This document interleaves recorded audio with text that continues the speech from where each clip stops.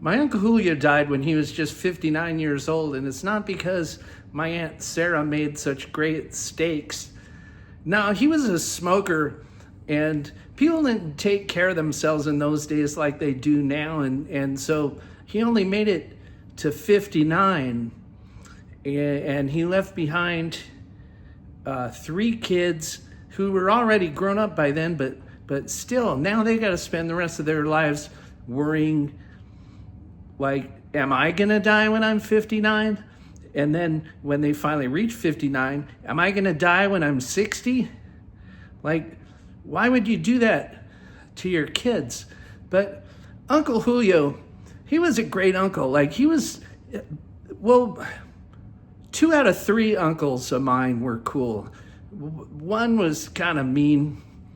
It wasn't that he was mean. I just think he had a stick up his ass. And he was just mad all the time.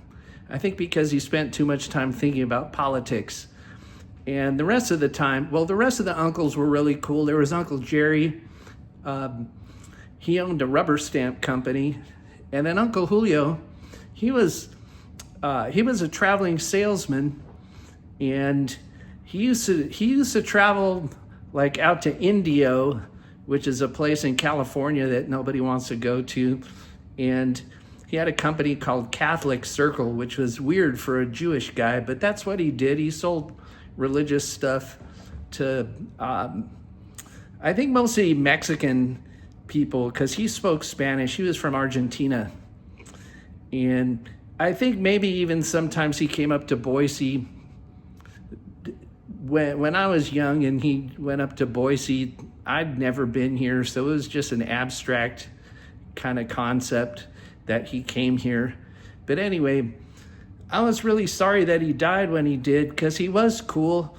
Like, when I got busted for selling pot outside the gym when I was 15, and all the relatives came over to talk to me, Uncle Julio came over, and like, he wasn't judgy. He just said, like, you shouldn't do that because it's illegal and you get in trouble, and it's not good for your future. Like, he gave me that kind of advice, which even at 15, you know, when I thought all grown-ups were uncool, I thought that was pretty cool of him.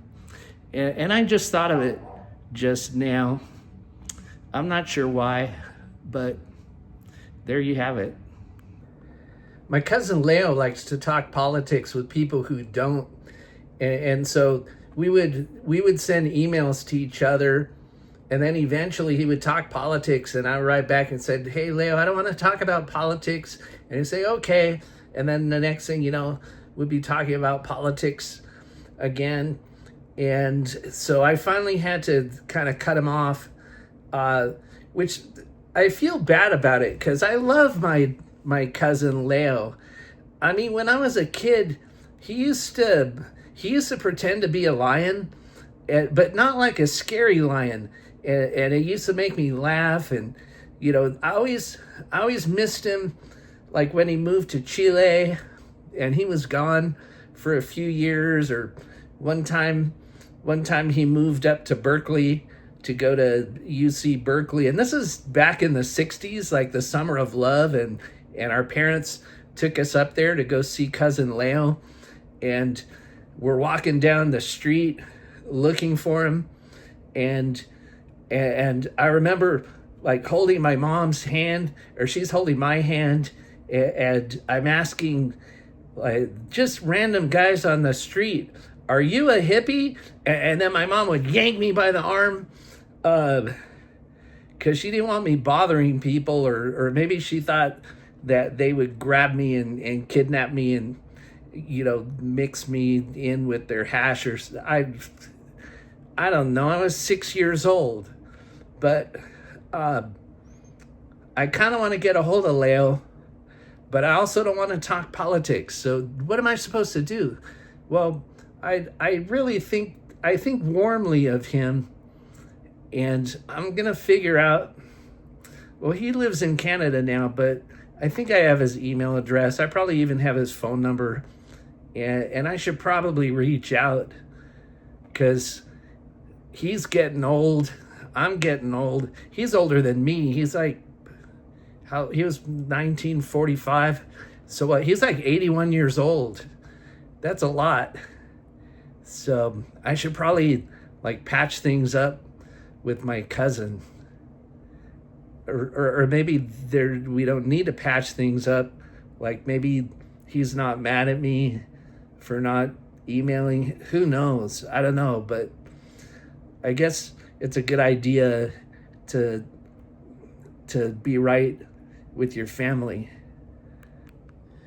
My cousin Gina pretty much disappeared for 9 years. She would send letters every now and then, so it wasn't like she was missing, but she cut off the family for 9 years, and she had chronic fatigue syndrome, but I don't know if she even had that then, but she definitely didn't want to have anything to do with anybody, even though she said she loved her parents, but she didn't come to her dad's funeral or anything like that, which at the time, I feel like I was the only one in the whole extended family that understood her or tried to, and everybody else is thinking how selfish she was. And actually, I think she was. But now, at a certain point after those 9 years, we reconnected, and she was having problems, and the family helped. You forgive and forget. But I saw her a couple times, and then even I don't communicate much with her at all anymore. I mean, it's been years, and I guess it's because I feel like I can't help her. But sometimes I wonder, like, am I being a shitty cousin because I'm not making an effort to stay in touch? I don't know. So that's my cousin Gina. My cousin Frida used to play arriba abajo with me when I was a kid. She's older than me by about 13 years. And she's an intellectual. She's super smart, and she was a professor, and she speaks like academia language. But she, like I said, she's a nice person. She's kind.